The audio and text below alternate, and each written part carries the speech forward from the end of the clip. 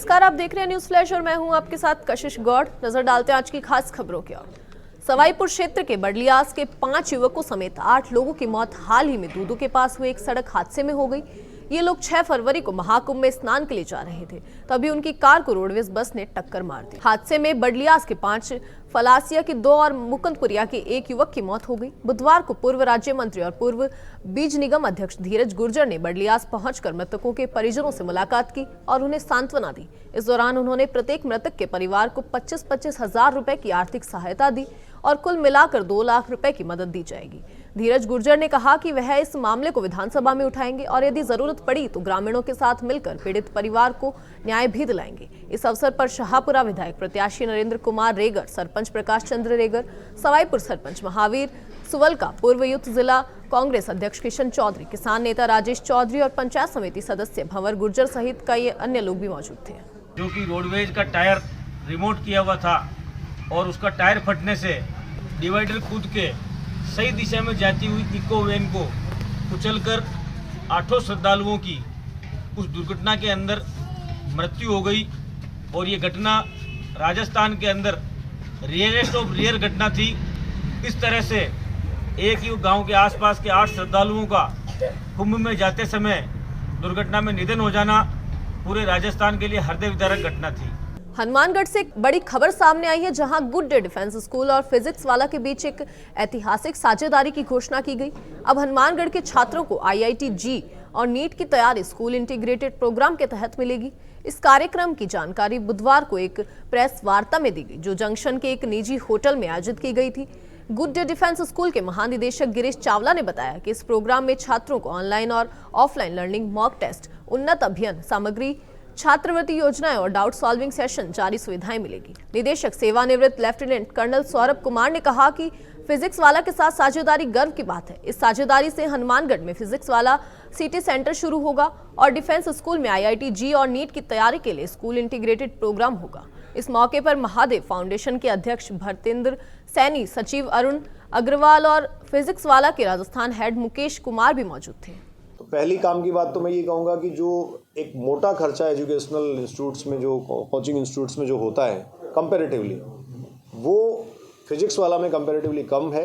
और दूसरा साथ में वो ही एजुकेशन, क्वालिटी एजुकेशन, जिसमें फैकल्टी से लेकर अगर आप बाकी एकेडमिक जितने सारा कोर्सेज हैं, जितना स्टडी मटेरियल है, इन सब चीज़ों को लेके भी हम उनसे कहीं बेहतर जो है वो आपको उपलब्ध करवा पाएंगे। और वो इसलिए भी क्योंकि नेशनल लेवल का इंस्टीट्यूट है। आज अजमेर के नेशनल हाईवे 8 पर एक बड़ा हादसा हुआ। एक डीजल से भरा टैंकर पलट गया। यह हादसा तब हुआ जब एक कार चालक ने साइकिल पर सवार महिला और व्यक्ति को टक्कर मार दी। इसके बाद पीछे से आ रहे टैंकर चालक ने कार को बचाने के लिए टैंकर को मोड़ा, जिससे वह पलट गया। टैंकर में 29,000 लीटर डीजल था और हादसे के बाद डीजल लीक होने लगा। पुलिस ने हाईवे के एक हिस्से को बंद कर दिया। क्रेन की मदद से टैंकर को करीब 1.5 घंटे में सीधा किया गया। हादसे में 2 लोग घायल हुए, रामेश्वर माली और काजल, लेकिन कोई गंभीर चोट नहीं आई। पुलिस ने टैंकर के चालक और मालिक से पूछताछ शुरू कर दी है। ये डीजल। अच्छा, कितना डीजल था? डीजल 29 के। 29,000 के। कहाँ से कहाँ ले जा रहा था? मैं दूदू ले जा रहा था। कहाँ से आया था? मैं जाम ये मंडा से आ रहा था। मंडास का?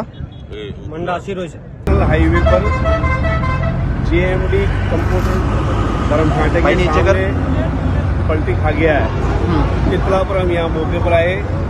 जो ये टैंकर RJ 14G के 0956 आड़ा पड़ा हुआ था, जिसमें से तेल का रिसाव हो रहा था। विधानसभा अध्यक्ष वासुदेव देवनानी ने अजमेर की चटाई मोहल्ले में सड़क और नाले निर्माण कार्य का उद्घाटन किया।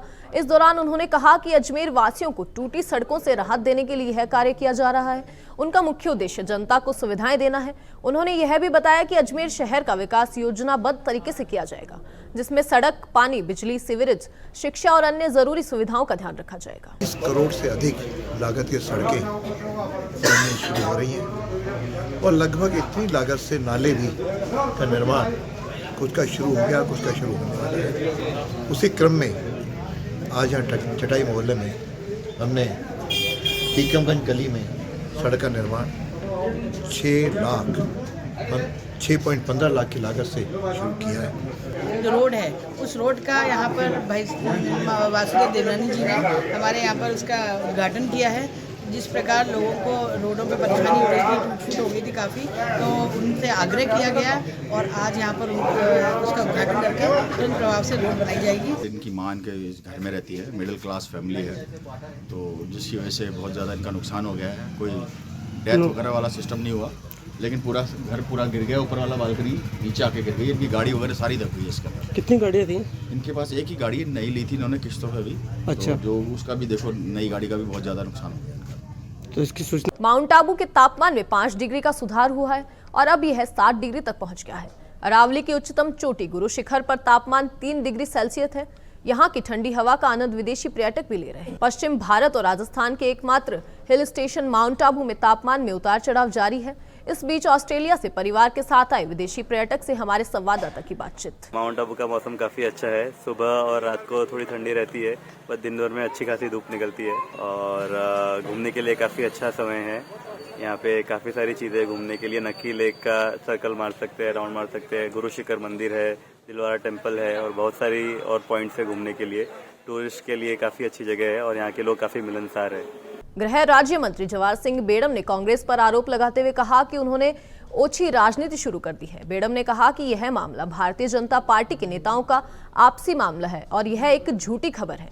उन्होंने बताया कि किरोड़ी लाल मीणा ने यह साफ कर दिया है कि उनका फोन टैपिंग नहीं हुआ है और वे गृह राज्य मंत्री के तौर पर कह रहे हैं कि उनकी सरकार में किसी भी विधायक या मंत्री का फोन टैप नहीं हुआ है। बेड़म ने यह भी कहा कि कांग्रेस नेता शायद भूल गए हैं कि उनके राज में खुद उन्हें अपमानित किया गया था और एक विधायक ने खुले तौर पर यह कहा था कि उनके फोन टैप हो रहे हैं।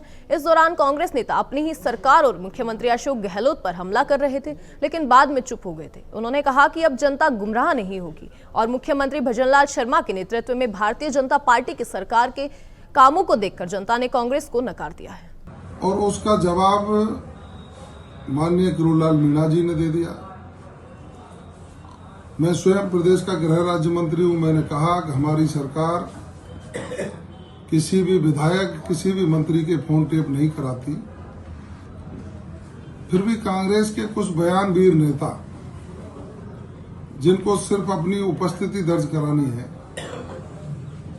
वो उस मुद्दे को बिना वजह का तूल दे रहे हैं।